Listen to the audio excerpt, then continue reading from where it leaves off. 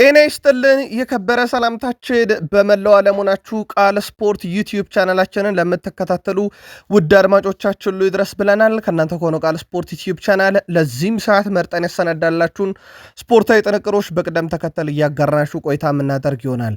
እስከ ፕሮግራማችን ፍጻሜ ቆዩ። ላይክ፣ ሰብስክራይብ፣ ሼር ማድረግ እንዳይረሳ። ትላንት ብዙ ድራማ የነበረው የአውሮፓ ሻምፒዮንስ ሊግ ምሽታችሁ እንዴት ነበር? ዛሬም ይቀጥላል። የሊግ ጨዋታዎችም ጭምር ዛሬ በአውሮፓ ዙሪያ ይካሄዳሉ። እንመለከታቸዋለን እነኝህን ጨዋታዎች ውድ ቤተሰቦቻችን። በመረጃ ሰዓታችን ግን በርከት ያሉ ትዕይንቶችን ያስመለከቱን የትላንት የአውሮፓ ሻምፒዮንስ ሊግ ምሽቶች ውስጥ በተለይም የሪያል ማድሪድ እና የቤኔፊካ ጨዋታ ልክ እንደ መጀመሪያውም በስምንተኛ ዙር እንደተገናኙ ጨዋታ ሁሉ ድራማ የበዛው ነበረ። በእርግጥ የድራማው ክስተት በአንድ ግብ ለተጠናቀቀው ጨዋታ በርከት ያለ ይመስላል።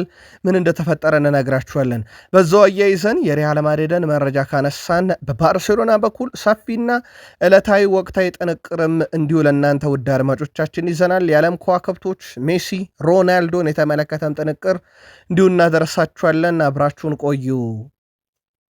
በተወዳጁ እንግሊዝ ፕሪሚየር ሊግ የመረጃ ሰዓታችን ለየት ያለ መረጃ ለእናንተ አሰናድተናል። ምርጫ ትመርጣላችሁ። ከምናቀርብላችሁ በርከት ያሉ እጩዎች ውስጥ ምርጥ ተጫዋች ግን አይደለም። ውድ ቤተሰቦቻችን ትጠብቁናላችሁ። በፕሪሚየር ሊግ የመረጃ ሰዓታችን ታላላቅ ክለቦችን ስናነሳም ዋን ፉትቦል ሲቲም ልክ እንደ አርሰናል እያለ ይገኛል። የሲቲውን ኮከብ የተመለከተ ልዩ ጥንቅር በመረጃ ሰዓታችን ለእናንተ ውድ አድማጮቻችን እንደዚሁ ለማንቸስተር ሲቲ ደጋፊዎች እያጋራን የምንቆይ ይሆናል። በሰሞቹ በዓለም ክለብ ሻምፒዮኖቹ ቼልሲን በኩል ተጨማሪ መረጃዎችን እናነሳለን። የቡድን ዜና እናነሳለን። በተለይም ቡድኑ ከአምና ዘንድሮ ምን የተለየ ነገር አለው በሚልና የቡድኑን 5 ቁልፍ ተጫዋቾች የተመለከተ ልዩ ጥንቅር ይዘናል። ዋይዲማር ክሩኒም ስለ አዲሱ አሰልጣኝና ስለ ቼልሲ ተጨማሪ መረጃዎችን ይዘናል። ቼልሲያን ቆዩን። ሊቨርፑል ከሚገጥማቸው ቡድኖች ውስጥ አንደኛው በጣም አደገኛ ጥራት ያለው ቡድን መሆኑን ትላንትም ተመልክተናል። ከዛ ውጭ ከሊቨርፑል ጋር በተያያዘ እየወጡ ያሉ የዝውውር መረጃዎች አሉ። ተጨማሪ መረጃዎችን ለማጣራት ሙከራ አድርገናል። ለሊቨርፑል ደጋፊዎች እንዲሁም እናጋራችሁ ይሆናል። በማንቸስተር ዩናይትድ የመረጃ ሰዓታችን የቡድኑ ወሳኝና ቁልፍ ተጫዋች በተመለከተም ኤስፔን ይዞት የወጣውን መረጃ እናቀርባለን። አትሌቲክም ለየት ያለ ጥንቅር በብሩኖ ሚጌል ፈርናንዴዝ በኩል ይዞቷል። ምን የሚለውን ታደምጣላችሁ። ከማንቸስተር ዩናይትድ ዝውውር ጋር በተያዘና አንድ የቡድኑ ወሳኝና ቁልፍ ተጫዋች በአንድ ፖድካስት ላይ ቀርቦ ያሰጠውን መግለጫ ለየት ባለ መንገድ አሰናድተን ይዘን መጥተናል። ከማይክል ካሪክ እስከ ብሩኖ ሚጌል ፈርናንዴዝ እና እስከ አርአያው የሚናገረው ነገር አለ። በማንቸስተር ዩናይትድ በኩል ዝም ያሉት ግዙፍ ተቋማት ጉዳይ አነጋጋሪ ሆኗል። የትኞቹ ተቋማት የሚለውን ጨምሮ በርካታ መረጃ ይዘናል። ዩናይትድያን ቆዩን። በአርሰናል የመረጃ ሰዓታችን ከቃል ስፖርት ዩቲዩብ ቻናል ከምሽት መረጃችን በተለይም ፌብራሪ 17 ዕለተ ማክሰኞ ካቀረብነው መረጃችን ተጨማሪ ጥንቅሮችን ይዘን መተናል። የቡድኑ ወሳኝና ቁልፍ ተጫዋች ዴክላን ራይስ፣ ቡካዮ ሳካ እናነሳለን። ኢጎር ቶዶር አሁንም ለአርሰናል መልእክት አላቸው። ልዩ ጥንቅር እናነሳለን። በጉዳይ ላይ አርሰናል ቀደም ሲል ሲፈልግ የነበረውን ተጫዋች የተመለከተም ልዩ ጥንቅር ይዘንላቸዋል። ከቡድን ዜና ጋር በተያያዘ ሚኬል አርቴታ ያነሷቸውን ተጨማሪ ጉዳዮች እንዲሁ እናጋራቸዋለን። የዛሬ ተጋጣሚያቸው ወልቭስን በተመለከተ ሮብ ኤድዋርድስ አሰልጣኙ የሚሉን ነገር አለ። ጨዋታው ዛሬ ምሽት 5 ሰዓት ይካሄዳል። የጨዋታው አንድምታ ለአርሰናል በብዙ መንገድ ጠቃሚ ቢሆንም የጨዋታ መደራረብ ግን የከሰተ ጨዋታ እንደሆነ ይታወቃል። ተጨማሪ ጥንቅሮችን ይዘናል። እስከ ፕሮግራማችን ፍጻሜ ቅድመ ግምታችሁን በጨዋታዎቹም ዙሪያ እያጋራችሁን ከቃል ስፖርት ዩቲዩብ ቻናል ጋር በድጋሜ መልካም ቆይታ ተመኘን። በአውሮፓ ዙሪያ ዛሬ በርከት ያሉ መርሃ ግብሮች ይደረጋሉ። ምሽት 2:45 ደቂቃ ሲል ካራባግ ከኒካስል ዩናይትድ የአውሮፓ ሻምፒዮንስ ሊግ የጥሎ ማለፍ ጨዋታ የዛሬ ጅማሮ በዚህ ጨዋታ ይሆናል። ከዛ ምሽት 5 ሰዓት ሲል ቦዶ ግልሜት ከኢንተር ሚላን፣ ክለብ ብሩጅ ከአትሌቲኮ ማድሪድ እንዲሁም ኦሎምፒያኮስ ከሊቨርፑሰን ይጫወታሉ። ምሽት 5 ሰዓት በተወዳጁ የእንግሊዝ ፕሪሚየር ሊግ ወልቭስ ከአርሰናል፣ ቦሊኒክስ ላይ በጣሊያን ሴሪ ኤስ ሚላን ከኮሞ፣ በስፔን ላሊጋ ሌቫንቴ ከቪላሪያል ምሽት 4 ሰዓት የሚደረግ ጨዋታ ነው። እንደዚሁም በኤዥያ ሻምፒዮንስ ሊግ አልናስር ከካዴዝ ጋር ዛሬ ምሽት 3 ሰዓት ከ15 ደቂቃ ሲል ጨዋታቸውን የሚያደርጋሉ። ከነኚህ ጨዋታዎች አልናስር ከአልካዴጅ እንዲሁም ደግሞ ወልቭስ ከአርሰናል፣ ኒካስል ዩናይትድ ከካራባግ የሚያደርጓቸው ጨዋታዎች ላይ ልዩ ጥንቅሮችን ስላሰናዳን አብራችሁን ቆዩ። በአውሮፓ ሻምፒዮንስ ሊግ የጥሎ ማለፍ ጨዋታዎች ሲደረጉ ጋላታሳራይ በሜዳውና በደጋፊ ፊት የጣሊያኑን ኃያል ዩቬንቱስን 5-2 ተረቷል። 7 ግብ ያየንበት የአውሮፓ ሻምፒዮንስ ሊግ ፉል ፓኬጅ ጨዋታ ማለት ይቻላል። ይህንን ጨዋታ በጨዋታው ላይ የጋላታሳራይን 5 የማሸነፊያ ግቦች ሳራ 15ኛው ደቂቃ ላይ፣ ላንግ 49ኛውና 75ኛው ደቂቃ ላይ 2 ግቦችን፣ ሳንቼስ 60ኛው ደቂቃ ላይ እንደዚሁም ቦይ 86ኛው ደቂቃ ላይ አስቆጥሯል። በዩቬንቱስ በኩል ከሽንፈት ያልታደጉ 2 ግቦችን ኮፕ ማይነርስ ነበር 16ኛውና 32ኛው ደቂቃ ላይ አስቆጠረው። በጨዋታው በዩቬንቱስ በኩል 67ኛው ደቂቃ ላይ ካባላ በሁለተኛ ቢጫ ካርድ በቀይ ካርድ ከሜዳ ወጥቷል። እሱ በቀይ ሲወጣ ጋላታሳራይ ጨዋታውን 3-2 እየመራ ነበረ። ከዛ በኋላ ተጨማሪ 2 ግቦችን አስቆጥሮ ነው 5-2 ማሸነፍ የቻለው። በነገራችን ላይ ጋብርኤል ሳራም በጨዋታው አንደኛው ግብ አስቆጣሪ ወይም የመክፈቻውን ግብ ያስቆጠረው ተጫዋች ከ18 ወራት በፊት በሻምፒዮንሺፕ ለኖርዊች ሲቲ ሲጫወት የነበረ ተጫዋች ነው። ናይጄሪያዊ የፊት መስመር አጥቂ ቪክተር ኦሲሜን የጣሊያንን ክለብ ነው በተቃራኒ የተፋለመው። ናይጄሪያ የፊት መስመር አጥቂ ቪክተር ኦሲሜን ከቀድሞ ክለቡ ናፖሊ ጋር የተለያየበትን ምክንያት ትላንትና ግን ይፋ አድርጓል። እኛም ግን በተደጋጋሚ ጉዳዩን ስናነሳው ነበረ በዩቲዩብ ገጻችን ላይ። ናፖሊ አያያዛቸው በጣም የከፋ ነበር ያለ ኦሲሜን ማህበራዊ ትስስር ገጻቸው ላይ ካሰራጩት ቪዲዮ በኋላ ነው ሁሉም የተቀየረው ሲል ተደምጧል። ተዋርጄ ነበር፣ ነገር ግን አንድም ሰው ይቅርታ አልጠየቀኝም። ኮንቴ እንድቆይ ፈልጎ ነበር፣ ነገር ግን እኔ አሻንጉሊት አይደለውም እንደፈለጉ የሚቆጣጠሩኝ ሲል ኦሲሜን ትላንትና ተናግሯል። በወቅቱ ስላስተላለፈው ፍጹም ቅጣት ምት ያነሳው ኦሲሜን ስለሳተው ፍጹም ቅጣት ምት ያነሳው ኦሲሜን ማንም ይስታል፣ ማንም ሊተችም ይችላል፣ ነገር ግን ናፖሊ ብቻዬን ተወኝ ሲል ድርጊቱን እንዳሳዘነው ገልጿል። የዘረኝነት ጥቃት እያስተናገድኩ ነበር፣ ስለዚህ መልቀቅ ፈልጌ ነበር፣ ውሳኔን ወሰንኩ ሲል ተደምጧል። ቪክተር ኦሲሜን በናፖሊ መለያ የነበረኝ ምስሎች ከማህበራዊ ትስስር ገጽ ላይ አጥፍቼ ነበር፣ እነሱ አጋጣሚውን ደጋፊዎች ከኔ ለማጣላት ተጠቅሞበታል ያለው ኦሲሜን ፈጽሞ እንደዛ አይደለም፣ አሁን በምከበረበትና በጣም በምወደው ቦታ ቱርክ ኢስታንቡል በጋላታሳራይ ይገኛለሁ ብሏል። ትላንትና ታዲያ በተቃራኒው ሲፋለማቸው ከነበሩ የጣሊያን ክለቦች አንዱ የሆነው ዩቬንቱስ ነበረ። ቱርክ ኢስታንቡል ድረስ አቅንቶ ከጋላታሳራይ ጋር ያደረጉትን ጨዋታ የተሸነፈው ትላንትና ለጋላታሳራይ በጣም አስደናቂው ምሽት ነበር ማለት ይቻላል። ሌላው የፍራንስ ደርቢ ነበር ትላንትና በአውሮፓ ሻምፒዮንስ ሊግ ሞናኮ ከፓሪስ ሰን ዠርሜን ያደረጉት ጨዋታ ነው። እዚህ ጨዋታ ላይ ደግሞ 5 ግብ ተቆጥሯል። ውድ ቤተሰቦቻችን ለተመልካች ፍጹም አዝናኝ ከነበሩ ሌላ በርከት ያሉ ግቦችን ካየነበት ጨዋታ ይጠቀሳል። በጨዋታው ግን በጣም አስገራሚ ነገር ሞናኮች 1 ደቂቃ ሁላ አልፈጀባቸውም ፓሪስ ሰን ዠርሜንን ሲመሩ።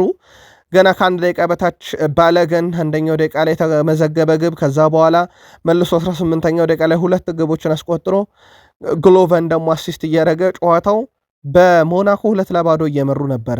ከዛ በኋላ 22ኛው ደቂቃ ላይ ቪታኒያ ፍጹም ቅጣት የምታገኘ ሳተው።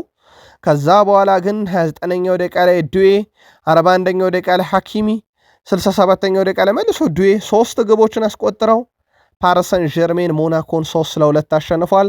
በጨዋታው ላይ 48ኛው ደቂቃ ላይ ወይም ጨዋታው 2-2 እያለ በሞናኮ በኩል ጎልቨን በቀጥታ ቀይ ካርድ አደገኛ ጥፋት ሰርቶ ከሜዳ ተሰናብቷል። ቪታኒያ በጨዋታው 112 ኳሶችን ውድ ቤተሰቦቻችን ለቡድን አጋሮቹ ያቀብሏል። ትላንትና በጣም አስገራሚ ነው። 107.91 ኳስ በ90 ደቂቃ በአውሮፓ ሻምፒዮንስ ሊግ ይሄንን ያደረገ አንድም ተጫዋች የለም። ሌላ በጣም አስደናቂ የሚባለ ቁጥር ነው ውድ ቤተሰቦቻችን። ቪታኒያ እንዳጠቃላይ ከ100 በላይ ኳሶችን በጨዋታ ለቡድን አጋሮቹ አቀብሏል ማለት ነው። ፓሪስ ሰን ዠርሜን በነገራችን ላይ እንዳጠቃላይ 9ኛ ጨዋታውን ያደረገው ያ ማለት ከ900 በላይ ስኬታማ ፓሶችን አድርጓል እንደማለት ነው። ፍጹም የተለየ ፍጹም አነጋጋሪ ተጫዋች ሆኗል። ይህ ተጫዋች እንደሚታወቀው በሚቀጥለው የውድድር ዓመት የሪያል ማድሪድ ንብረት ይሆን ዘንድ በፍሎሬንቲኖ ፔሬዝ ይፈለጋል ቢባልም አትሌቲክ ግን ከባዱ ዝውውር ብሎታል። ከገንዘቡ አንጻር የፓሪስ ሰን ዠርሜን የረጅም ጊዜ እቅድ ከመሆኑ አንጻር ከባድ ዝውውር እንዳለው ይታወቃል። ቪታኒያ ግን ትላንትና ሌላ ፍጹም አስደናቂ ምሽትን ያስመለከተን ባለፈው ሲዝን ጅማሮ ጀምሮ ውድ ቤተሰቦቻችን ከተከላካይ ክፍል ተጫዋች ሆኖ በአውሮፓ ሻምፒዮንስ ሊግ የአሽራፍ ሐኪሚን ያክል የግብ ተሳትፎ ያበረከተ የለም። 5 ጎል 8 አሲስት አለው አሽራፍ ሐኪሚ። እንደ አጠቃላይ ከባለፈው ሲዝን ጀምሮም በተከላካይ በአውሮፓ ሻምፒዮንስ ሊግ ላይ የተመዘገበ ትልቅ ቁጥር ሆኖ ተመዝግቧል።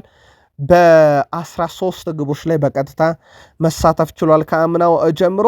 ሌላው ትላንትና የዲዛየር ዱዊ ጉዳይ በጣም አነጋጋሪ ነበር። በነገራችን ላይ በጨዋታው ላይ ኦሲሜን ዴምቤሌ በጉዳት ምክንያት ተቀይሮ ከሜዳ ሲወጣ 27ኛው ደቂቃ ላይ ተክቶት የገባው ዲዛየር ዱዊ ነበረ።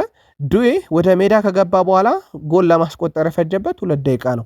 27ኛው ደቂቃ ላይ ገብቶ 29ኛውን አስቆጠረ። ከረፍት በኋላ ደግሞ 67ኛው ደቂቃ አካባቢ ሌላ ግብ አስቆጥሮ ጨዋታው በዛው እንዲያሸንፉ ረዳቸው። ተቀይሮ ከገባ በኋላ የተጫዋቹ ተጽዕኖ በጣም ትልቅ ነበር። ጀርመን እንሂድ። ቦሩሲያ ዶርትመንድ ከአታላንታ ሲግናል ኢዱና ፓርክ ስቴዲየም የነበረ ጨዋታ ነው። ጨዋታው ነው ቦሩሲያ ዶርትመንድ 2-0 በሆነ ውጤት ድል አድርጓል። ሴሪዮ ጊራሲ 3ኛው ደቂቃ ላይ ቢየር 42ኛው ደቂቃ ላይ ሁለቱን የቦሩሲያ ዶርትመንድ የማሸነፊያ ግቦች ያስቆጥሯል። በጣም ወሳኝ የተባለ ድል ሲያስመዘግቡ ቦሩሲያ ዶርትመንድ እንዳጠቃላይ በዩሮፒያን ካፕ የአውሮፓ እግር ኳስ ማህበር በሚዘጋጁ ሁሉም ውድድሮች ማለት ነው ይሄ 100ኛ ድሉ ነው። ውድ ቤተሰቦቻችን ትላንትና ማሳካት የቻለው የጣሊያኑን ክለብ አታላንታን በማሸነፍ ማለት ነው። ውድ ቤተሰቦቻችን የመልሱ ጨዋታ ሳምንት በኋላ በአታላንታ ስቴዲየም ጣሊያን ቤርጋሞ ላይ ይካሄዳል። ውጤት ለመቀልበስ እንግዲህ የጨዋታው ልዩነት ከ2-0 በላይ መጠናቀቅ አለበት ማለት ነው። በአታላንታ በኩል ቀላል ጨዋታ አይሆንም። ለማንኛውም ቦሩሲያ ዶርትመንድ ግን የሲግናል ኢዱና ፓርኩን ጨዋታ ትላንትና ተወጥቶታል። በጨዋታው ላይ ግብ አስቆጣሪውን አንደኛውን ሴሪዮ ጊራሲን እናንሳ። ግብ የማስቆጠር ንጻሬው በአውሮፓ ሻምፒዮንስ ሊግ በጣም ትልቅ የሚባል ነው። 50 ሲደመር ሙከራዎችን ካደረገው ተጫዋቾች እስከ 2020 ጀምሮ ማለት ነው ከ63ቱ 19ን አስቆጥሯል። ይህ ውድ ቤተሰቦቻችን 30 በመቶ ወደ ግብ የመቀየር ንጻሬ አለው ኳሶችን ከሞከራቸው ሙከራዎች ውስጥ አንጻር ማለት ነው። ይህም ከ2020 በጣም ትልቁ ቁጥር ነው። በአጥቂም ደረጃ ከተሞከሩ ሙከሮች ውስጥ ወደ ግብ የተቀየሩ። ሌላው ሴሪዮ ጊራሴም ከባለፈው ሲዝን ጀምሮ 24 ጎሎችን ላይ መሳተፍ ችሏል በአውሮፓ ሻምፒዮንስ ሊግ። ይሄ ከየትኛውም ተጫዋች ትልቁ ያደርገዋል። ወደ 24ቱ የግብ አስተዋጽኦስ 17ቱ ግብ 7ቱ ደግሞ አሲስት ናቸው። በግብ አስተዋጽኦ ከደመር ነው ግብ ሲደመር አሲስት ከደመርን ትልቅ ቁጥር ያደርገዋል። ምሽት በርካታ ትዕይንት ያስመለከተን የግብ መጠኑ ግን ከአንድ በላይ ያልሆነ ይህንን ጨዋታ እናንሰው። በስታዲዮ ዳሊዩስ የነበረው ጨዋታ ነው። ቤኔፊካ ከሪያል ማድሪድ በእርግጥ ለመጨረሻ ጊዜ በ8ኛ ዙር ጨዋታም በምድብ ጨዋታ ሲገናኙም እንዲሁ ድራማ ነበረው። ትላንትና ደግሞ የከፋው ድራማ ነበረ። በቪኒሺየስ ጁኒየር 30ኛ ደቂቃ ግብ ነው ጨዋታው 1-0 የተጠናቀቀው። ዘ ስፔሻል ዋን ጆዜ ሞሪኒዮ 86ኛው ደቂቃ አካባቢ በሁለተኛ ቢጫ ካርድ ከሜዳ እንዲወጡ ተደረገዋል። ዘ ስፔሻል ዋን ጆዜ ሞሪኒዮ ቪኒሺየስ ጁኒየር ግብ ማስቆጠሩን ተከትሎ ከካካ ጋር ተጋርቶት የነበረውን ከፍተኛ ግብ አስቆጣሪ ብራዚላዊ ተጫዋች መሆንን ወደ ሁለተኝነት ለብቻው ተሸጋግሯል። ኔይማር ጁኒየር 43 የአውሮፓ ሻምፒዮንስ ሊግ ግብ ይዞ አሁንም ቀዳሚ ነው። ቪኒሺየስ ጁኒየር ወደ ሁለተኛ መጥቷል። ካካ ሶስተኛ በ30፣ ሪቫልዶ በ27 አራተኛ ደረጃ ላይ እንደዚሁ መቀመጥ የቻሉበት ነው። ቪኒሺየስ ጁኒየር 8ኛ የግብ አስተዋጽኦ ነው ባለፉት 6 ጨዋታ። አሁን ቪኒሺየስ ጁኒየር ያ ወደ ቀደመ ግብ አስቆጣሪነቱ የተመለሰ ይመስላል። ከጨዋታውን በኋላ ቪኒሺየስ ጁኒየር የሁለተኛው ዙር ጨዋታም እስኪደረግ በቤርናቢዮ ጓጉቻለሁ ብሏል። በማህበራዊ ትስስር ገጹ ላይ ባሰፈረው መልእክት በእርግጥ ለዚች መልእክት መስተላለፍ ምክንያት የነበረው ትላንትና ጨዋታው ላይ የነበረው ጸብ ነበረ። እንመለከተዋለን የተፈጠረውን ጉዳይ። ከዛ ውጪ ዘ ስፔሻል ዋን ጆዜ ሞሪኒዮ ቀጣይ የቤርናቢዮ ጨዋታ ላይ ቡድኑን አይመሩትም። ትላንትና እሳቸው በሁለተኛ ቢጫ ካርድ ከሜዳ እንዲወጡ ወይም ከሜዳው ጠርዝ ዞር እንዲሉ ተደርጓልና በቀጣይ የቤርናቢዮን ጨዋታ አይመሩትም። ስለዚህ ቤኔፊካ ውጤት የሚቀለብሰው በእርግጥ በጣም ጠባብ ውጤት ነው። ውጤት የመቀልበስ ግዴታ ውስጥ የገባው ያለ ጆዜ ሞሪኒዮ ይሆናል ማለት ነው። በጨዋታው ላይ በጣም አስደናቂውን ሰው እናንሳ። ኬሊያን ምባፔ 8 ጎል 1 አሲስት አለው በአለፉት 4 የአውሮፓ ሻምፒዮንስ ሊግ ጨዋታዎች ላይ። እንደ አጠቃላይ ደግሞ 14 ጎሎችን በ8 ጨዋታ ለሪያል ማድሪድ የ14 የጎል አስተዋጽኦ አለው በ8 ጨዋታ 13ቱ ግብ 1 አሲስት ነው። ትናንትና ብቻ 7 ኳስ ተቃራኒ ሳጥን ውስጥ ነክቷል። 5 ሙከራ በጨዋታው ላይ 2ቱ ኢላማቸውን የጠበቁለት ነበሩ። 1 የግብ ዕድል ፈጥሯል። 1 አሲስት አድርጓል። በአማካይ 1.65 ጎል አስተዋጽኦ በ90 ደቂቃ አለው። በጣም ትልቅ የሚባል ቁጥር ነው ለኬሊያን ምባፔ። ሌላኛው የሪያል ማድሪድ ተጫዋች ዲያን ሁይሰን ነው። ትላንትና 14 የመከላከል ሂደቶችን ተሳትፏል። ከ5 ታክሎቹ 3ቱን አሳክቷል። 4 ኳስ መልሶ ነጥቋል። 100% የመሬት ላይ ግንኙነቶችን አሸንፏል። 89% ኳስ የማቀበልም ስኬት ነበረው። ለድሉ መገኘት ደግሞ በመከላከሉ ላይ ድንቅ ስራ ነበር። ምናልባት ያው በብዙ ሲጠበቅ የነበረው አንቶኒ ቱርቢን ነው የቤኔፊካው ግብ ጠባቂ። ካስታወሳችሁ ከጥቂት ሳምንታት በፊት ሪያል ማድሪድ ላይ ጭንቅላት ግብ ያስቆጠረው ግብ ጠባቂ ትላንትና በብዙ ሲጠበቅ ነበር። እንዳጠቃላይ ባለፈው ጨዋታና በትላንቱ ጨዋታ 10 ኳስ አድኖ 1 ግብ ያስቆጠረ ግብ ጠባቂ ሆኗል። አፉን የሸፈነው መጥፎ ቃል ለመናገር ነው ብሏል ፍሬድሪኮ ቫልቬርዴ። ሪያል ማድሪድ ቤኔፊካን ባሸነፈበት ጨዋታ ቪኒሺየስ ጁኒየር የዘረኝነት ጥቃት ደርሶብኛል በማለት ጨዋታው ከ10 ደቂቃ በላይ ለመቋረጥ ተገዶ እንደነበረ ይታወቃል። ቪኒሺየስ ጁኒየር ከቤኔፊካው ተጫዋች ፕሬስ ቲያኒ የዘረኝነት ቃል ተናግሮኛል በማለት ለዳኛው ነግሮ ጨዋታውም ለተወሰነ ደቂቃ ተቋርጦ ነበረ። ስለ ክስተቱ አስተያየቱን የሰጠው ፍሬድሪኮ ቫልቬርዴ ፕሬስ ቲያኒ አፉን የሸፈነው አስቀያሚ ነገር ለመናገር መሆኑን ገልጿል። እሱ መናገር የሌለበትን ቃል ተናግሯል ያለው ቫልቬርዴ ካሜራ ያንን ማየት ደግሞ አይችልም፣ ምክንያቱም አፉን ሸፍኖታል ብሏል። ክስተቱ በጣም አሳዛኝ ሲል የገለጸው ፍሬድሪኮ ቫልቬርዴ መጥፎ ነገር ነው፣ ነገር ግን በቡድኑና ቪኒሺየስ ጁኒየር በጣም ኮርቻለሁ ብሏል ፍሬድሪኮ ቫልቬርዴ። ዘ ስፔሻል ዋን ጆዜ ሞሪኖም ከዚህ ዘረኝነት ጥቃት ጋር በተያዘ ምላሽ ሰጥተዋል። ቪኒሺየስ ያንን ማድረግ ግን አልነበረበትም እያሉ ነው። የቤኔፊካው አሰልጣኝ ጆዜ ሞሪኖ ቪኒሺየስ ጁኒየር ደስታውን በገለጸበት መንገድ ደስተኛ እንዳልነበሩ ተናግረዋል። ቪኒሺየስ ግቡን ከቡድን አጋሮቹ ጋር ለማክበር የነበረበት ያሉት ሞሪኖ 60,000 ደጋፊዎች ፊት ሄዶ አፊዟል፣ ቀልዷል።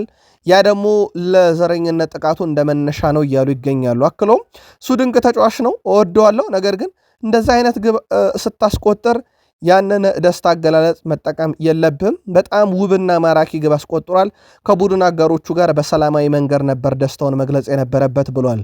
የቤኔፊካ ታሪካዊ ተጫዋች ኢሲቢዮ ጥቁር ነው። ስለዚህ ይህ ክለብ ፈጽሞ ዘረኛ አይደለም፣ ቤኔፊካ ዘረኛ አይደለም ሲሉ ተደምጧል። ዘ ስፔሻል ዋን ጆዜ ሞሪኒዮ። ቪኒሺየስ ጁኒየር ከ5 ጊዜ በላይ ዘረኝነት ጥቃት ደርሶበታል በጨዋታው። እናም በዚህ ምክንያት ተጫዋቹ ሊታገድ ይገባል ያለው ደግሞ ኬሊያን ምባፔ ነው። የሪያል ማድሪድ ተጫዋች ኬሊያን ምባፔ የቤኔፊካው ተጫዋች ፕሬስ ቲያኒ ከአውሮፓ ሻምፒዮንስ ሊግ ውድድር መታገድ አለበት ብሏል። ቪኒሺየስ ጁኒየር ላይ የዘረኝነት ጥቃት መድረሱን ያረጋገጠው ምባፔ ውድድሩ ሕፃናት ከሚከታተሉት አንዱ ነው፣ የተፈጸመው አስነዋሪም ድርጊት ነው፣ ይሄ ደግሞ ለልጆች መጥፎ ትምህርትን ያስተምራል ብሏል። አያይዞም እንደኔ ይህ ተጫዋች በድጋሜ በሻምፒዮንስ ሊግ መጫወት አይገባውም፣ ውሳኔውን ለይፋ ተዋለው፣ ውሳኔ መወሰን ግን አለበት ብሏል። ስለተፈጠረው ነገር ያስረዳው ኬሊያን ምባፔ ከቪኒሺየስ ግብ በኋላ ስሙ በእኔ መጠራት የማይገባው ያ 25 ቁጥር ለባሽ ብሎታል። በነገራችን ላይ እንዲህ ብሎ የሚጠራው ይህንኑ ተጫዋች ነው፣ ፕሪስቲያኒን ነው። ቪኒሺየስ ጁኒየር ኬሊያን ምባፔ በፍጹም ስሙን አልጠራም፣ የ25 ቁጥር የሚለብስ መጥፎ ቃል መሳደብ ጀመረ። ምባፔ አክሎም ቪኒሺየስ ጁኒየር ዝንጀሮ እያለ አንዴ አይደለም 5 ጊዜ ሲሰድበው በግልጽ በጆሮዬ ሰምቻለሁ፣ ግን ፊቱን ወይም አፉን ስለሸፈነ ከካሜራ እይታ ስር ውጭ ሆኗል። ያ ስሙን የማልጠራው 25 ቁጥር ለባሽ ግን መጥፎ ቃላትን ሲናገር ነበር ብሏል። እናም የአውሮፓ እግር ኳስ ማህበር ከዚህ በኋላ ሻምፒዮንስ ሊግ እንዳይጫወት ሊቀጣው ይገባል ብሏል። ቪኒሺየስ ጁኒየርም ምላሽ ሰጥቷል። ብራዚል ተጫዋች ቪኒሺየስ ጁኒየር ከጨዋታው በኋላ በማህበራዊ ትስስር ገጹ ላይ መልእክቱን አስተላልፏል። ዘረኞች ፈሪ ናቸው ያለው ተጫዋቹ አፋቸውን በማሊያ ይሸፍናሉ፣ ይህ ምን ያህል ደካማ እንደሆኑ ያሳያል ብለዋል። አክሎም ደስታዬን በመግለጼ ምክንያት የማስጠንቀቂያ ካርድ መመልከቴን እስካሁን መረዳት አልቻልኩም ያለው ብራዚላዊ የእግር ኳስ ኮከብ የብራዚል እግር ኳስ ፌዴሬሽንም በበኩሉ ይፋዊ መግለጫ ወጣ ሲሆን ከቪኒሺየስ ጁኒየር ጎን መሆኑን አረጋግጧል። ዘረኝነት ወንጀል ነው ያለው የፌዴሬሽኑ ተቀባይነት የሌለውና በእግር ኳስም ሆነ በሌላ ቦታ ላይ ዘረኝነት ዋጋ የማይሰጠው ጉዳይ ብሏል። አክሎም ቪኒሺየስ ብቻን አይደለህም ጨዋታውን ማቋረጥ ደፋር መሆንን ያሳያል፣ በአንተ ኮርተንብሃል ሲል ተደምጧል። የብራዚል እግር ኳስ ፌዴሬሽንም እንዳወጣው ይፋዊ መግለጫ ከአፍሪካ ዋንጫው ያ ትንቅንቅ ከበዛበት ድራማ ከበዛበት የሞሮኮና የሴኔጋል የሰሜን አፍሪካዊቷ ሀገር ሞሮኮ ባሰናዳቸው የአፍሪካ ዋንጫ ማለት ነው ከተቋረጠ ጨዋታ በኋላ ሌላ የተቋረጠው ጨዋታ በቅርብ ጊዜ ሪያል ማድሪድና የቤኔፊካ ሆኗል። የቀድሞ ኢንተር ሚላንም ኮከብ ዌስሊ ሽናይደርም በተጫዋቹ ላይ ሐሳቡን አጋርቷል። እሱ ሰው ነው፣ አፉን በፍጹም መሸፈን አልነበረበትም። አፉን ከሸፈነ ግን የሆነ መጥፎ ነገር ተናግሯል ከአፍ ውስጥ ማለት ነው። ለዛም ነው አፉን የሸፈነው። በእርግጠኝነት ይሄ ዝንጀሮ ብሎ ከመስደብ በታች የሆነ ነገር አልጠብቅም ብሏል። እናም ይሄ በጣም አሳፋሪ ነው። ለእኔ በጣም ያሳፈረኝ ነገር ግን ይላል ዌስሊ ሽናይደር ቤኔፊካ ውስጥ ጥቁር ተጫዋች ያለና ያንንስ ጥቁር ተጫዋች አያስብም ወይ ይህ ሰው እያለ በብዙ ተችቶታል። ከዛ ውጪ ለዌስሊ ሽናይደር ያልተዋጠለት ሰው ኦታሜንዲ ነው። ያው በጨዋታው ላይ 1-0 እየተመሩ ነበረ ቤኔፊካዎች። ጨዋታው በዛው ነው ያለቀው። ኦታሜንዲ ልብሱን አውልቆ የተነቀሰውን ንቅሳት ለቪኒሺየስ ጁኒየር አሳይቶታል። ንቅሳቱ የዓለም ዋንጫ ነው 2022 ላይ ያሳኩት። ዌስሊ ሽናይደር እኔ ኦታሜንዲ ያደረገው ነገር ከአንድ ሕፃን ልጅ ካደረገው ነገር ለይቼ ማየት አልችልም። ምክንያቱም የዓለም ዋንጫ ያሸነፈው ሜሲ ነው እና አንተ ደግሞ በዚያ ውስጥ ምንም ሚና አልነበረህም። ባልነበረ ሚና በዛ ላይ ደግሞ ጨዋታው የአውሮፓ ሻምፒዮንስ ሊግ መድረክ ነው። ያንን ማድረጉ ለምን አስፈለገ? ለእኔ የቤኔፊካው ኦታሜንዲ ያደረገው ነገር ልክ እንደ ሕፃን ልጅ ነው የምቆጥረው ብሏል። ጨዋታውን በዛ ላይ ደግሞ ሪያል ማድሪድ እየመራ በዛው በተጠናቀቀ ጨዋታ ላይ ሲል ዌስሊ ሽናይደርም እንዲሁ ኦታሜንዲን ሸንቆጥ አድርጎታል። ሞሪኒዮ ለምን ቀይ ካርድ ተመለከቱ? ጉዳዩ ከምን ጋር የተገናኘ ነው ተብሎ ተጠይቀው ነበረ። እሳቸውም ምላሽ ሰጥቷል። ዳኛው ቪኒሺየስን እንዳባረር መጠየቅ አይደለም፣ እኔ እንደዛ አላረኩም። ይልቁንስ እነ ዲያን ዊሰን እነ አልቫሮ ካሪየርስ እና እነ ቹዋሚኒ ለምን ቢጫ ካርድ አላዩልኝም ብዬ ነው ጸብ ውስጥ የገባሁት። ምክንያቱም እነኚህ ተጫዋቾች አንድ ቢጫ ካዩ ቀጣይ ቤርናቦ ጨዋታ ያመልጣቸዋል። ዳኛው ደግሞ ሊሰጣቸው አልፈቀደም። እኔ በዛ ተበሳጭቼ ነው ከዳኛው ጋር ችግር ውስጥ የገባሁት፣ በዛ ነው ቀይ ካርድ የተመለከትኩት ብለዋል።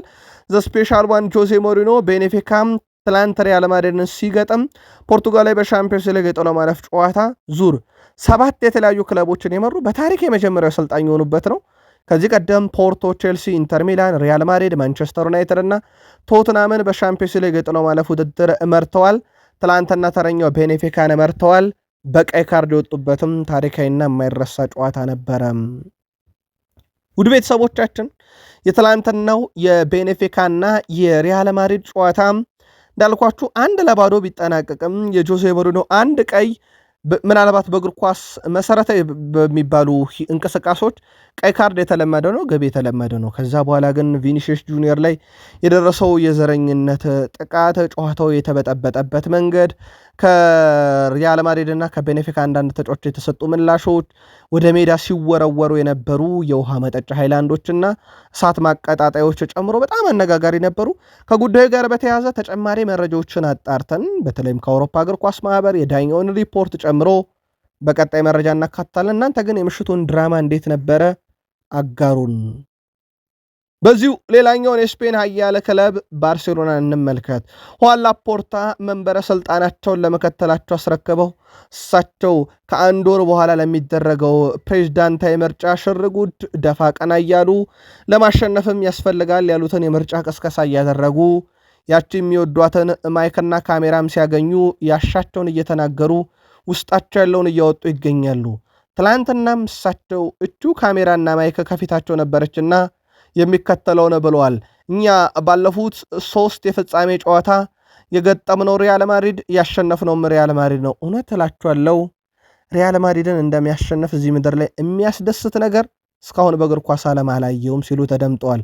በእርግጥ የሁለቱ ክለቦች ተቀናቃኝነት ፍጹም አነጋጋሪ በሆነ መንገድ ከመቶ ዓመታት በላይ የቀጠለ እንደሆነ ይታወቃል።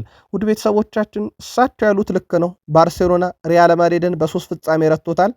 ግን እሳቸው ከዛ በላይ በየትኛውም አጋጣሚ ነው ያሉት ሪያል ማድሪድን ማሸነፍ እንዴት ያለ ደስታ እንደሚሰጥ ብታውቁት ብለዋል። ሁዋን ላፖርታ በዚህ ብቻ አያበቁም። እኛን የበላይነት ለመውሰድ ሪያል ማድሪድ ከሜዳ ላይ ይልቅ ከሜዳ ውጭ ባሉ ነገሮች ላይ ትኩረት አድርጓል። ተቋማት ላይ ነው ትኩረት ያደረጉት እና ሪያል ማድሪዶች እኛን እያጠቁ የሚገኙት ሜዳ ላይ አይደለም ከሜዳ ውጭ ነው ብለው ሪያል ማድሪድን ወርፈዋል ሁዋን ላፖርታ። ከዛ በዘለለ ግን እሳቸው አንዳንድ ሀሳቦችን አንስተዋል። አሁንም ቢሆን የዘንድሮን የውድድር ዓመት ላሊጋን እንዳናሸንፉላ የሚደረጉ አንዳንድ ጥረቶች አሉ። በተለይም አንዳንድ ዳኞችማ እኛን ሆን ብለው ነው የሚጎዱን እና ሁል ጊዜ እኛን ጨዋታ በተመደቡ ቁጥር ይጎዱናል። ብቻ እንዳጠቃላይ የተወሰኑ ጥቂት የማይባሉ ግለሰቦች እኛን ለመጉዳት ስራዎችን እየሰሩ ይገኛሉ። ያንን አስተውለናል። እኛ ግን ሜዳ ላይ መፋለማችንን እንቀጥላለን ሲሉ ተደምጠዋል ሁዋን ላፖርታ። ሉዊስ ዲያዝ ወደ ባየር ሙኒክ፣ ፍሎሪያን ቬርዝ ወደ ሊቨርፑል ክረምት ላይ ከነበሩ አንዳንድ ትልልቅ ዝውውሮች ውስጥ ይጠቀሳል። በእርግጥ ፍሎሪያን ቬርዝ ባየር ሙኒክ ተቀላቅሎ ቢሆን ኖሮ ሊቨርፑልን ትቶ ዲያዝ በሊቨርፑል ይቀጥል ነበር። በኋላ ላይ ግን ያው ባየርና ሊቨርፑልን ገንዘብ ብቻ ያተረፈበት ዝውውር ነው ማለት ይቻላል። ያው ባየር ሙኒክና ሊቨርፑል ግን የሚፈልጉትን አግኝተዋል። ከዚህ ጋር በተያዘ ሉዊስ ዲያዝ ፍሎሪያን ቬርዝ ካንተ በፊት የባየር ሙኒክ ተጫዋች መሆን የሚችልበት እድል ነበረ፣ እሱ ወደ ቀድሞ ክለብ ሊቨርፑል በመሄዱ ነው አንተ እዚህ የመጣሁ ተብሎ ጠይቆ ነበረ። አዎ ያንን አውቃለሁ፣ ግን በምክንያት የሆነ ይመስለኛል እና ፍሎሪያን ቬርዝ ወደ ሊቨርፑል ማቅናቱ ጥሩ ነገር ነው ብሏል። እኔ አሁን እዚህ ይገኛለሁ፣ ይሄ ፈጣሪ ስራ ነው፣ ፈጣሪ ይህ እንዲሆን ስለፈቀደ ሆኗል። እናም በሆነው ነገር በጣም ደስተኛ ነኝ ብሏል። ዘንድሮ ዲያዝ በባየር ሙኒክ ቤት ፈጽሞ አዲስ ተጫዋች አይመስልም። ቁጥሮቹ በጣም አስደናቂ ናቸው። በተለይም ከኦሊሴና ከሃሪኬን ጋር ያላቸው ጥምረት ደግሞ ፍጹም አነጋጋሪ የሚባል ነው። የፖርቱጋል ከ16 ዓመት በታች ብሔራዊ ቡድን የአልጋሬሽ ውድድር አሸናፊ መሆኑ ትላንትና አረጋግጧል።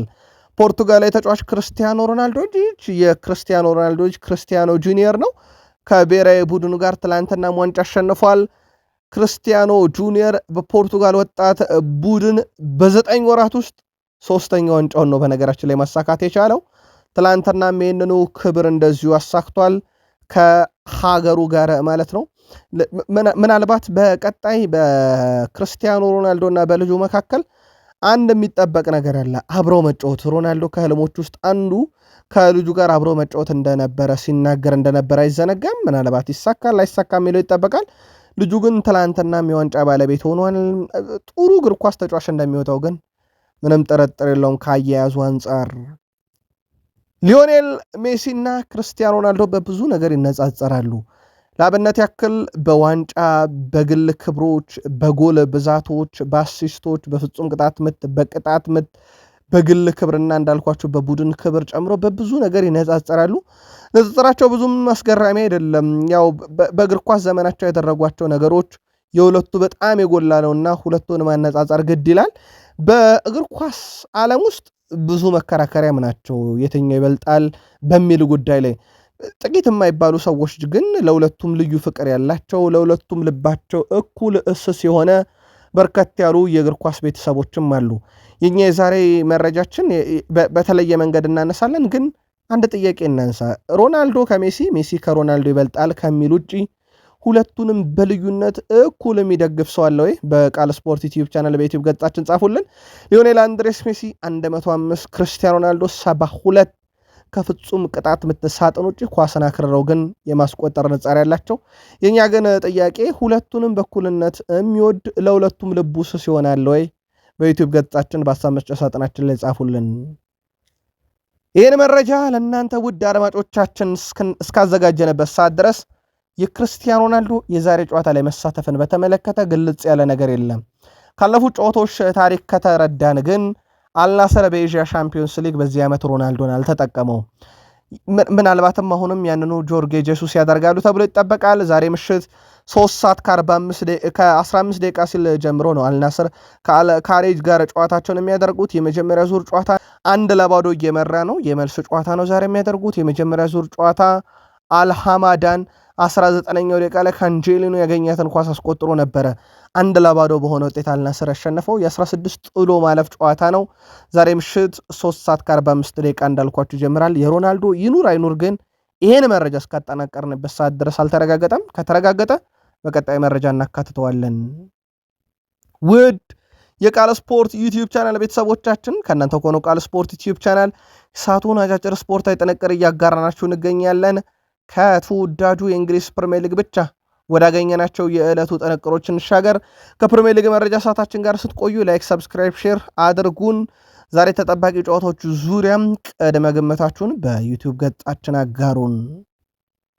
ዘንድሮ በፕሪሚየር ሊጉ በርካታ ጨዋታዎችን ተመልክተናል። ለእናንተ ውድ አድማጮቻችን ፕሪሚየር ሊጉ በኦፊሻል ገጹ ያቀረበውን ጥያቄ እኛ ደግሞ በዩቲዩብ ገጻችን እናቀርባለን። ለእናንተ እስከ 26ኛ ሳምንት ምርጡ ጨዋታ የቱ ነበረ? አጋሩን። ፕሪሚየር ሊጉ በይፋ ገጹ ሊቨርፑል ኒካስልን 3-2 ያሸነፈበት፣ ማንቸስተር ዩናይትድ በርንሌይን 3-2 ያሸነፈበት፣ እንዲሁም የበርንማውዝ እና የክሪስታል ፓላስ 3-3 የተጠናቀቀ ጨዋታ፣ ሲቲ ሊድስን 3-2 ያሸነፈው ጨዋታ፣ ሲቲ ፉላምን 5-4 ያሸነፈው ጨዋታ፣ አስቶን ቪላ ብራይተንን 4-3 ያሸነፈው ጨዋታ፣ ሲቲ ሊቨርፑልን 2-1 ያሸነፈው ጨዋታ፣ በቅርቡ የተቀለበሰ ውጤት ማለት ነው። ዩናይትድ ፉልሃምን 3-2 ያሸነፈው ጨዋታ፣ ዩናይትድ አርሰናልን 3-2 ያሸነፈው ጨዋታ፣ ኒካስል ዩናይትድ ሊድስን 4-3 ያሸነፈው ጨዋታ፣ እንዲሁም ማንቸስተር ዩናይትድ ከበርነማውዝ 4-4 የተጠናቀቀው ጨዋታና ሊቨርፑል ከሊድስ 3-3 የተጠናቀቁ ጨዋታዎች እነኚህ ውድ ቤተሰቦቻችን 12 ጨዋታዎች በ2025/26 የውድድር ዓመት የተመለከትናቸው በጣም ትንቅንቅ የበዛባቸው በርከት ያሉ ግቦች የተቆጠሩባቸውና ልዩ እንቅስቃሴ የነበረባቸው እጩ የሆኑ ጨዋታዎች ናቸው። ለእናንተ በ2025/26 እስከ 26ኛ ሳምንት ምርጡ ጨዋታ ከነኚህ ውስጥ የቱ ነበር? ወይም የተለየ ጨዋታ ካሳለፋችሁ በምትደግፉት ክለብ ዙሪያ በሀሳብ መስጫ ሳጥናችን ላይ ጻፉልን። ከእንግሊዝ ተወካዮች ውስጥ ዛሬ ኒካስል ዩናይትድ ከካራባክ ጋር የመጀመሪያ ዙር የጥሎ ማለፍ ጨዋታውን ያደርጋል።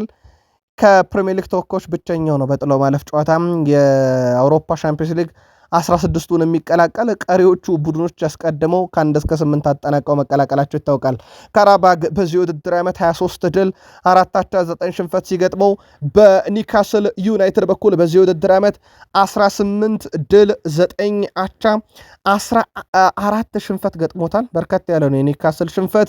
በመጨረሻዎቹ 5 ጨዋታ ካራባግ 3 ድል 2 ሽንፈት፣ በኒካስል ዩናይትድ በኩል በመጨረሻ 5 ጨዋታ 2 ድል 3 ሽንፈት ገጥሞታል። በነገራችን ላይ ኒካስል በመጨረሻዎቹ 2 ጨዋታ ደግሞ ድል ያደረገበት ነው። ሁለቱ ክለቦች ለመጀመሪያ ጊዜ ይገናኛሉ። ማን ጨዋታውን በበላይነት ይወጣል የሚለው በትልቁ ይጠበቃል። ዛሬና ቀጣይ ሳምንት የሚደረግ ጨዋታ ነው። ቅድመ ግምታችሁን የኒካስል ዩናይትድ ደጋፊዎች ካላችሁ አጋሩን። አርሰናል ከሲቲ በዚህ ውድድር ዓመት ትልቁ ትንቅንቅ ነው። በነገራችን ላይ በጣም አስገራሚ ነገር በአራቱም ዋንጫ የሁለቱ ክለቦች ትንቅንቅ ይቀጥላል። ለአብነት ያክል በካራባው ካፕ ፍጻሜ የደረሱት ሁለቱ ናቸው። ኤፍኤ ካፕ ላይ ሌሎች ሀያላን ክለቦች እንዳሉ ሆኖ ተጠባቂ ቡድኖች ናቸው። በኤፍኤ ካፕ ሊቨርፑልም ቼልሲም እንዳሉ ይታወቃል። ከዛ በዘለለ ደግሞ በፕሪሚየር ሊግ አሁንም ያለው የነጥብ ልዩነት 4 ነው በመደበኝነት። በእርግጥ አርሰናል ዛሬ ጨዋታ ሲያደርግ ወደ 7 ከፍ ሊል ይችላል፣ ሲቲ ተስተካካይ መርሃ ግብሩን እስኪያደርግ ድረስ ማለት ነው።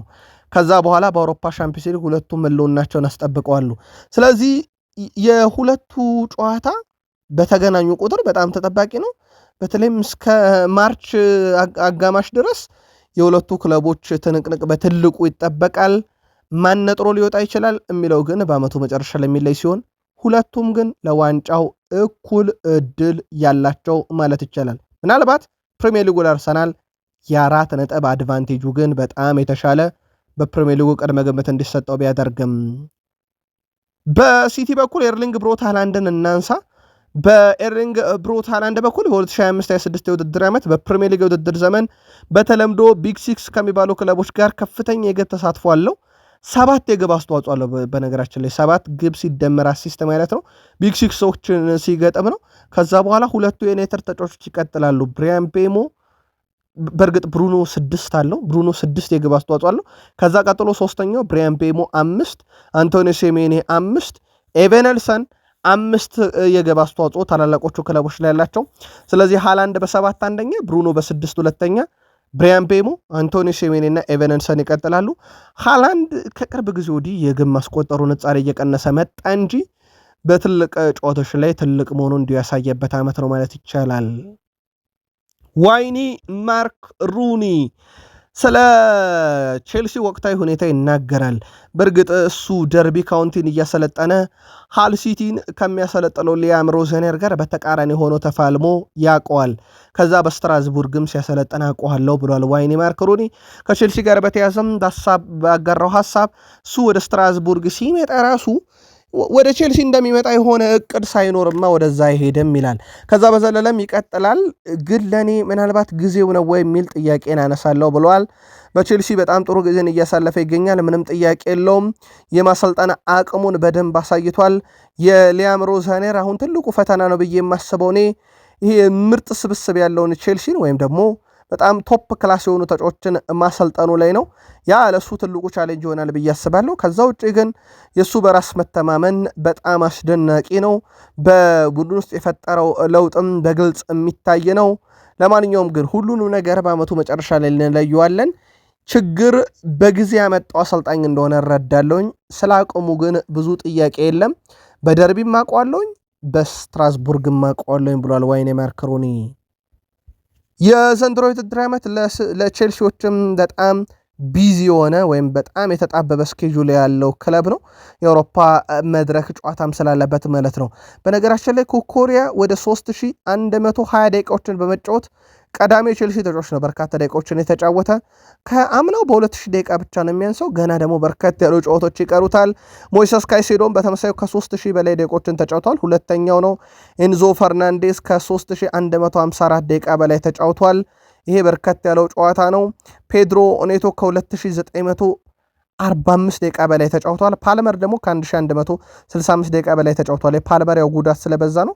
ከአምናው በ3000 ደቂቃ በታች ተጫውቷል። እስካሁን እንደ አጠቃላይ የቼልሲ ተጫዋቾች በዘንድሮ የውድድር ዓመት በርካታ ጨዋታ እየተጫወቱ ያሉት 5ቱ ናቸው። ኮኮሪያ፣ ካይሴዶ፣ ኤንዞ፣ ፔድሮ ኔቶ እና ኮል ፓልመር ናቸው። ምናልባት ከዚህ በላይ ደቂቃ ማግኘት የነበረበት ተጫዋች ካለ ግን ቼልሲያን በሀሳብ መስጫ ሳጥናችን ላይ ጻፉልን። ሊቨርፑል በቀጣይ የሚገጥመው በጣም ጠንካራ ቡድን ነው። ውድ ቤተሰቦቻችን እንደ እድል ሆኖ ጋላታሳራይ የሚደርሰው ከሆነ ማለት ነው። በነገራችን ላይ ውድ ቤተሰቦቻችን አንዱ ሊቨርፑል ሊደርሰው ከሚችላቸው ክለቦች ጋላታሳራይም ላይሆን ይችላል ቢያልፍም ሌላም ክለብ ስላለ ማለት ነው። አንዱ ግን ጋላታሳራይ መሆን እድል አለው። ትላንትና ዩቬንቱስን አሸንፏል። ጋላታሳራይ በጣም ከባድ ተጋጣሚ መሆኑ ምንም ጥያቄ የለውም። በቪክተር ኦሲሜን ብቸኛ የፍጹም ቅጣት ምት ሊቨርፑልን በዚህ ዓመት አሸንፎታል። ትላንትና ጋላታሳራይ ዩቬንቱስን 5-2 አሸንፏል። በጣም አደገኛ የማጥቃት ቀጠና ውስጥ ሲገኙ ደግሞ ያላቸውም የተጫዋቾች ጥራት ያሳያልና ሊቨርፑል ምናልባትም ጋላታሳራይን በድጋሚ ሊያገኙ የሚችሉበት እድል ያለ ይመስላል። ምናልባት በቀጣይ ጨዋታዎች ላይ ደግሞ ሌላኛውን ተጋጣሚ በተመለከተ ተጨማሪ መረጃ እናነሳለን። በሊቨርፑል በኩል አሌክስ ክሩክ አንድ መረጃን ይዞ ወጥቷል። የሊቨርፑል መለማዮች አርቢ ሌይፕዚግ ከወልቭስበርግ ያደረጉትን ጨዋታ ተከታትለውታል። 2-2 የተጠናቀቀ ጨዋታ ነው። ጎል ባስቆጠረበት ጨዋታ ላይ መገኘታቸውን አረጋግጧል አሌክስ ክሩክ። ሊቨርፑል ዲዮሜንዲን በተመለከተ ነው። ይህንን ተጫዋች በተመለከተ ዲዮሜንዲን በተመለከተ ማለት ነው ወደ ቡድኑ ለማምጣት የሚደረገው ጥረት ብቸኛው ክለብ እንዳልሆነም ሊቨርፑል የተረጋገጠ ነው። ግን አሁን አንድ እየወጣ ያለ መረጃ ውድ ቤተሰቦቻችን ዲዮሜንዲን ለማስፈረም ከ80 ሚሊዮን ፓውንድ በላይ ዋጋ ያስፈልጋል። ቼልሲ፣ ማንቸስተር ዩናይትድ እና ባየር ሙኒክ ቀንደኛ ተፎካካሪዎቹ ናቸው፣ ምንም ጥርጥር የለውም። ግን አሌክስ ክሩክ በዚህ ሳምንት 2-2 በተጠናቀቁ ጨዋታ የሊቨርፑል ባለሙያዎች በስቴዲየም ውስጥ መኖራቸውን አረጋግጧል። ብሩኖ ሚጌል ፈርናንዴዝ ቀጣይ ዓመት 32ኛ ዓመቱ ላይ ሆኖ ነው በዩናይትድ ከቆየ።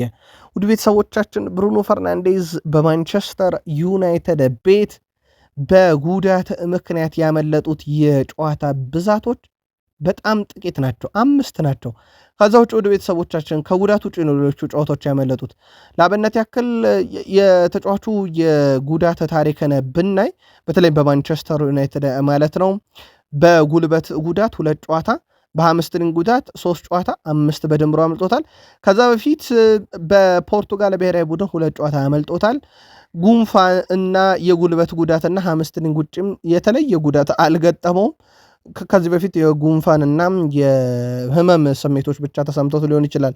ብሩኖ ሚጌል ፈርናንዴዝ እንዲህ አይነትም ታታሪነት እያለ ይሄ ሁላ ሜዳ ክፍልም እያካለለ እየተጫወተ እድሜውም 30ን ተሻግሮ ግን በጉዳት ብዙ ጨዋታ አይመልጠውም። ካስታወሳችሁ በቅርቡም ተጎድቶ 1 ወር በላይ ይቆያል ተብሎ ወዲያው ወደ ሜዳ እንደተመለሰና ተከታታይ አሲስቶች እንዳረገ ይታወቃል። ከዚህ ጋር በተያያዘ ዘ አትሌቲክ በፍልስፍና ውስጥ የኦካም ምላጭ የሚባል መርህ አለ። እሱ ደግሞ ለውሳኔ አሰጣጥ ይሰራል። ቀላሉ መፍትሄ ብዙውን ጊዜ በጣም ውጤታማ ነው የሚል ነው የኦካም ምላጭ የሚለው ፍልስፍና ማለት ነው። ዘ አትሌቲክ ነው እቺን ጽሑፍ ይዟት የወጣው። ይህም በሩበን አሞሪም መልቀቅ ምክንያት በማንቸስተር ዩናይትድ ሲተገበር የነበረው የ3-4-3 አስተላለፍም ከዩናይትድ ተነቅሎን የወጣው ይላል የዘ አትሌቲክ ዘገባ።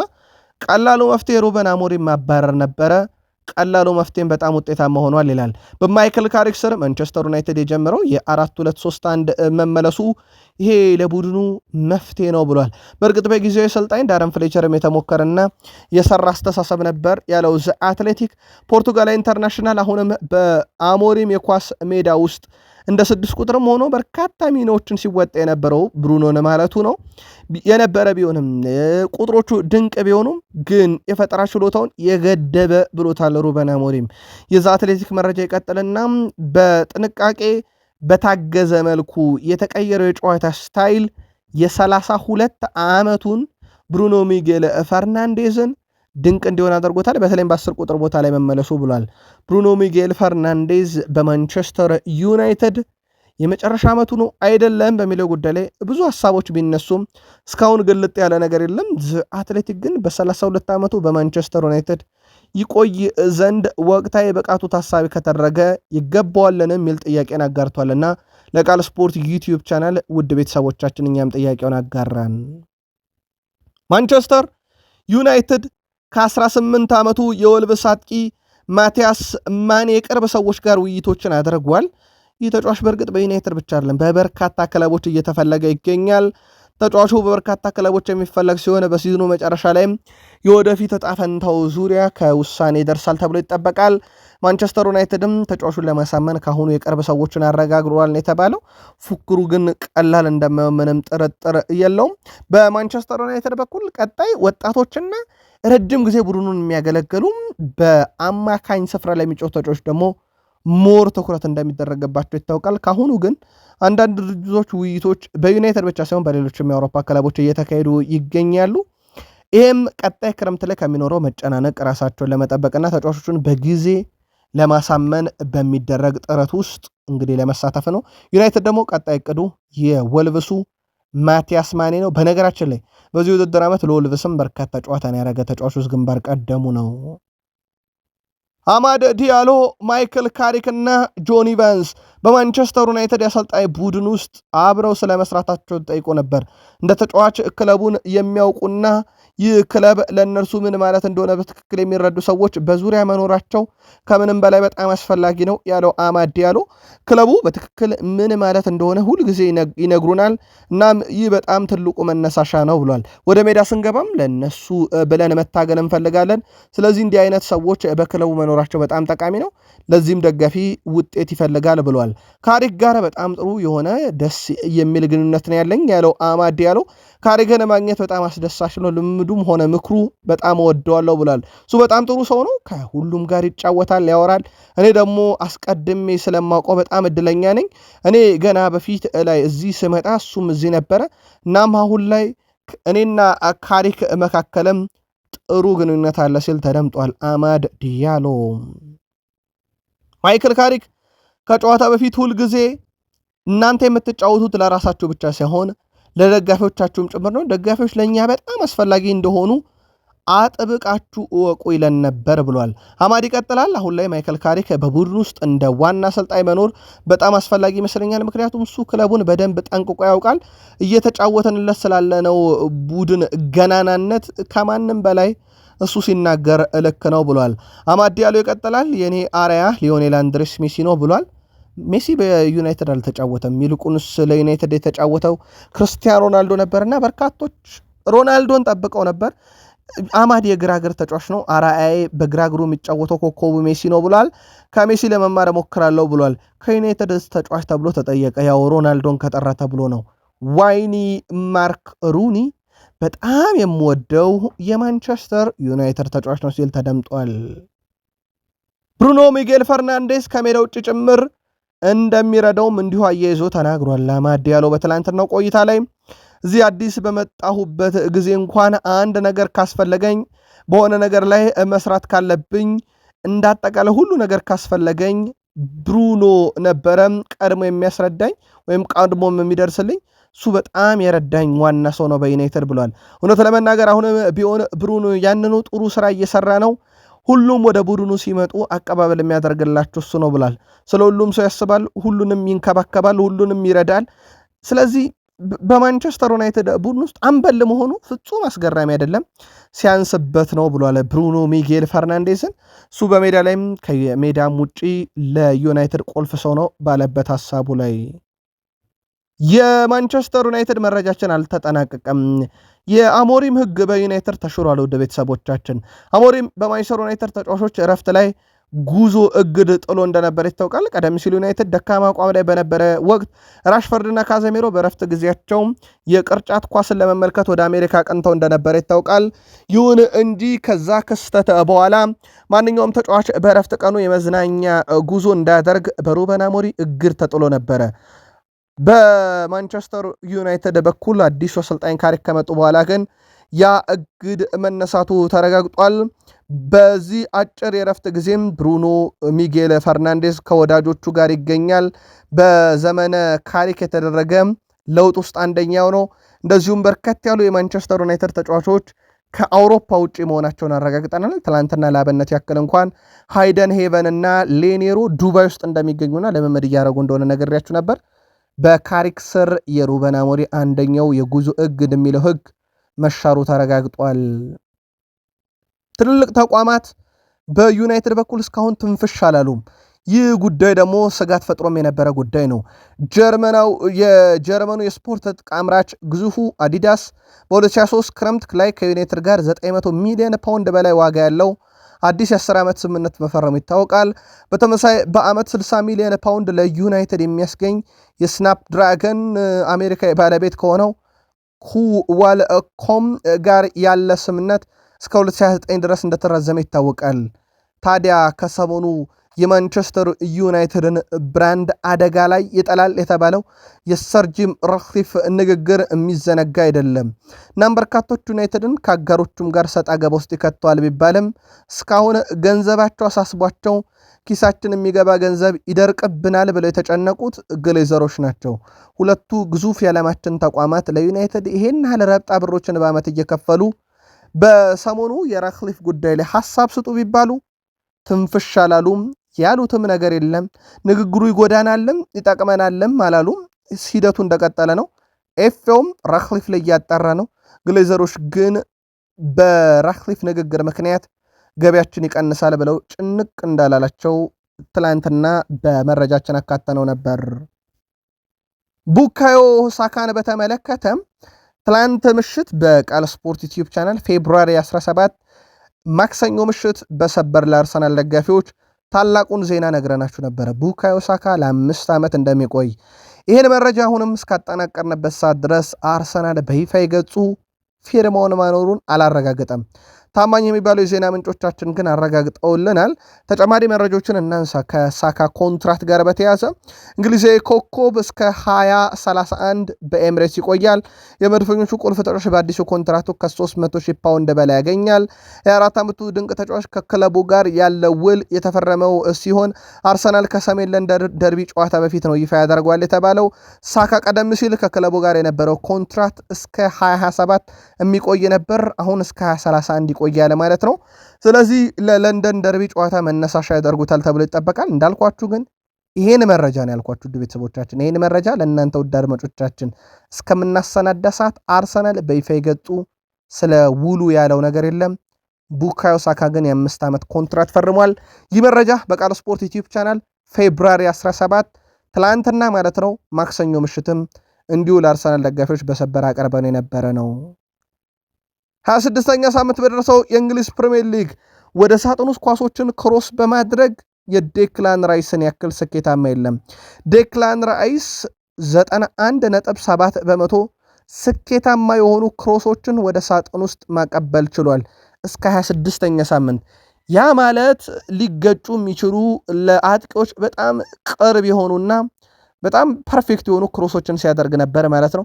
ሁለተኛ ጄምስ ጋርነር፣ ሶስተኛ ብሩኖ ሚጌል ፈርናንዴስ፣ አራተኛ ሳካ፣ አምስተኛ ማክሲም ዲ ኪውበር፣ ስድስተኛ ዶሚኒክ ሴፖዝ ላይ፣ ሰባተኛ አንቶኒ ስታች፣ ስምንተኛ ዴቪድ ብሩክስ፣ ዘጠነኛ ኢልማን ነዴ እና አስረኛ ሉካስ ዲኝ ሆነዋል። የዴክላን ራይስን ያከለ ግን ወደ ሳጥን ውስጥ ስኬታማ ኳስን ያቀበለ የፕሪሚየር ሊግ ተጫዋች የለም በ2025/26 የውድድር ዓመት። ምናልባት ቪክተር ጌኬሬሽ ብዙ ኳስ አይደርሰውም እየተባለ ነው ከዴክላን ራይስ ሲሆን ግን ኳሶቹ ፍጹም አስደናቂ መሆናቸውን ማሳያ ቁጥርን ተመለከትን። ኢጎር ቶዶር የቶትናም አለቃ ናቸው። መፈክራቸው እንደቀጠለ ነው ከመጡበት ቀን ጀምሮ። ትላንትና የዚህ ክለብ አስተሳሰብን እወዳለሁ፣ የተሰጠኝ ተግባር ደግሞ ቡድኑን ከመውረድ መታደግ ብቻ ሳይሆን አርሰናል የሊጉን ዋንጫ እንዳያሸንፍ ነው ብለው አሁን እሳቸው በጥቂት ሳምንታት ውስጥ የደርቢ ሰው ሆነዋል። ኢጎር ቶዶር በቀጣይ በለንደን ደርቢ ጨዋታ የመጀመሪያ ጨዋታቸው እንደሚያደርጉ ይታወቃል። የፊታችን እሁድ ነው የሚደረገው ጨዋታው። ቀኑ እየደረሰ ነው። በእርግጥ እሳቸው ቶትናምን ማትረፍ ብቻ ሳይሆን አርሰናል ዋንጫም እንዳይበላ አደርገዋለሁ እያሉ ይገኛሉ። ሌላኛው የቡድን ዜና አርሰናል ባለፈው ክረምት ጀምሮ በጥቂት ዓመታት ውስጥም የ23 ዓመቱን ስፔን የክንፍ መስመር ተጫዋች ኒኮ ዊሊያምስን ሲከታተል እንደነበረ ይታወቃል። አርሰናል አንዱ ብዙ ጥያቄ የሚነሳበት የግራ ክንፍ አጥቂዎቹ ላይ ነው። በተለይም የመጨረሻ ውሳኔዎቻቸው፣ ግብ አስቆጣሪነታቸው፣ አሲስታቸው ላይ ብዙ ጥያቄ ይነሳባቸው እንደነበረ ይታወቃል። እነ ትሮሳር ደግሞ እድሜ ያለ ጋብርኤል ማርቲኔሊ ሁልጊዜ ምርጥ አለመሆንና ቀና ብሎ አይጫወትም በሚል ብዙ ይተቻል። የኒኮ እንግዲህ በአትሌቲኮ ማድሪድ ቆይታ እርግጥ አይደለም እየተባለ ነውና ምናልባት እንደ ቢቢሲ ስፖርት ዘገባ ከሆነ አርሰናል ድጋሜ ጉዳዩን ሊያጠናው ይችላል ተብሏል። ከዛ ውጪ በቡድን ዜና አርሰናል ቤት በርከት ያሉ ጉዳቶች እንደነበሩ ይታወቃል። ኦዴጋርድና ሃቨርዝ ናቸው። ለቶትናም ጨዋታ የመድረስ ዕድላቸው ሰፊ ነው ተብሏል። ከሚኬል አርቴታ ጋር በተያያዘ የሰጡት ጋዜጣዊ መግለጫ ላይ ተጨማሪ መረጃዎችን እናንሳ። በዊጋነ ጨዋታ ቡድኑ 4-0 ረፍት ከዛ በዛው አጠናቀቀ። በዊጋነ ጨዋታ የነበረን የማጥቃት ሂደት አስደናቂ ነበር። ረቡዕና እሁድም ስለምንጫወት በቂ ረፍት ጊዜ አይኖርም፣ ነገር ግን ይህ ጥሩ ነው፣ ምክንያቱም በሁሉም ውድድሮች እየተፎካከር ነው፣ ጥሩ አጋጣሚ ነው ብለዋል። የዛሬውን ጨዋታ ተጫዋቾቼ ከዊጋን ጋር ባሳዩትም ነገር በጣም ደስተኛ ነኝ ብለዋል። በዊጋን ላይ ያደረግነው የማጥቃት ብቃትም አስደናቂ ነው፣ ግን ተከታታይ ጨዋታ መኖሩ ለኛ ቢጎዳንም ሲሉ ተደምጧል። ተጫዋቾች ሊጉን እንዲያሸንፉም እንግዲህ ተነሳሽነቱ አለ ብሏል። እስካሁን በየቀኑ ባቀረብነው ነገር ይህንን በራስ የመተማመን ስሜት ሰጥተውኛል። ይህ ትልቁ ማረጋገጫ ነው። በእያንዳንዱ ውድድርና ያጋጠሙን ተግዳሮቶች ሁሉ ብንመለከትም በተከተልነው መንገድ ይህን ስኬት እንደምናሳካ አምነናል። ሊጉን ለማሸነፍ የሚያስፈልጉ ባህሪያትም ተጫዋቾቼ ላይ አይቻለው ሲሉ ተደምጧል። ሚኬል አርቴታም የወልቭሱ አሰልጣኝ ሮብ ኤድዋርድስ ግሪምሲ ቢ ካሸነፍንበት ጨዋታ ለውጦች ይኖሩናል ብለዋል። ያ ጨቃብኩተው የወልቭስ ነው የግሪምሲ ቢ ተጫዋች ነው ብሎ ለመለየት እስኪጀግር በተብካኩበት ጨዋታ ከነበሩት ላይ ነው ለውጥ የሚያደርጉት። ወልቭስ ከአርሰናል ከሚያደርጉት ጨዋታ በፊት ሮብ ኤድዋርድስ በሰጡት ጋዜጣዊ መግለጫ ላይ ቡድናቸው የጉዳት ሁኔታ እንደነበር አረጋግጧል። ሂቻን እና ጎሜዝ ለጨዋታው አይደርሱም ሲሉ በሳምንቱ መጨረሻ በኤፍኤ ካፕ ግሪምሲ ቢ ካሸነፈ ጨዋታ የተወሰነ ለውጥ በዛሬው ጨዋታ እንደሚኖር አረጋግጠዋል። ወልቭስ 20ኛ የሚገጥሙት አርሰናል አንደኛ እንዳሉ ይታወቃል። ወልቭስ ከአርሰናል ሞሊኒክስ ላይ ዛሬ ምሽት 5 ሰዓት ሲል ይጀምራል ጨዋታው። በነገራችን ላይ ይሄ ጨዋታ ከ31ኛ ሳምንት መርሃ ግብር ነው ተስቦ ወደዚህ የመጣው በጨዋታ መደራረብ ምክንያት ወልቭስ 5 ድል ነው በዚህ ዓመት ያለው፣ እንዲሁ 6 አቻና 20 ሽንፈት። አርሰናል በተቃራኒው በውድድር ዓመቱ 31 ድል አለው። ከወልቭስ ሽንፈት ይበልጣል። 7 አቻ 3 ሽንፈት ገጥሞታል አርሰናል። ወልቭስ 1 ድል ነው ያለው በመጨረሻዎቹ 5 ጨዋታ 1 አቻ 3ቱን ተሸንፏል። አርሰናል በመጨረሻ 5 ጨዋታ 4 ድል 1 ሽንፈት ገጥሞታል። ሁለቱ ክለቦች እንዳጠቃላይ ውድ ቤተሰቦቻችን አርሰናል 63 ጊዜ ሲረታ ወልቭስ 30 ጊዜ ረቷል። 28 ጊዜ አቻ ተለያይቷል። የመጨረሻ 4 ግንኙነት 4ቱንም አሸንፏል አርሰናል። የመጀመሪያ ዙር ጨዋታ ኤሚሬትስ ላይ አርሰናል 2-1 አሸንፏል። ዛሬ ምሽት 5 ሰዓት ማን ያሸንፋል? አርሰናል ጨዋታውን የሚያሸንፍ ከሆነ ሲቲ ተስተካካይ መርሃ ግብሩን እስኪያደርስ ድረስ የጨዋታ ነጥብ ልዩነቱ 7 ይሆናል። ስለዚህ ለአርሰናል በጣም ወሳኝ ምሽት ነውና ማን ሊያሸንፍ ይችላል? ቀድመ ገምታችሁን አጋሩን። ዛሬ በአውሮፓ ሻምፒዮንስ ሊግ ምሽት 2:45 ካራባክ ከኒውካስል ዩናይትድ፣ ምሽት 5 ሰዓት ቦዶ ጌልሜት ከኢንተር ሚላን፣ ክለብ ብሩጅ ከአትሌቲኮ ማድሪድ፣ ኦሎምፒያኮስ ከሊቨርፑሰን። በእንግሊዝ ፕሪሚየር ሊግ ምሽት 5 ሰዓት ወልቭስ ከአርሰናል፣ በጣሊያን ሴሬ ምሽት 4:45 ኤሲ ሚላን ከኮሞ፣ በስፔን ላሊጋ ሌቫንቴ ከቪላሪያል ምሽት 4 ሰዓት የሚደረጉ መርሃ ግብሮች ናቸው። ውድ ቤተሰቦቻችን ለምትደግፏቸው ክለቦች መልካም ዕድል እንዲገጥማቸው ተመኝተናል። ከዕለተ ረቡዕ ማለዳ ካሰናዳላችሁ ጥንቅር። ከዛ በተጨማሪ ውድ ቤተሰቦቻችን ትላንታችሁ እንዴት አለፈ? ዛሬስ ምን እንጠብቅ? በተለይም የአውሮፓ ሻምፒዮንስ ሊግ ምሽቶቻችሁን የተመለከተ ምላሾቻችሁን አጋሩን። ቃል ስፖርት ዩቲዩብ ቻናል ከጥቂት ደቂቆች በኋላ ተጨማሪ መረጃዎችን ለእናንተ ውድ አድማጮቻችን ይዘን ዳግም የምንመጣ ይሆናል። ሰናይ ቀን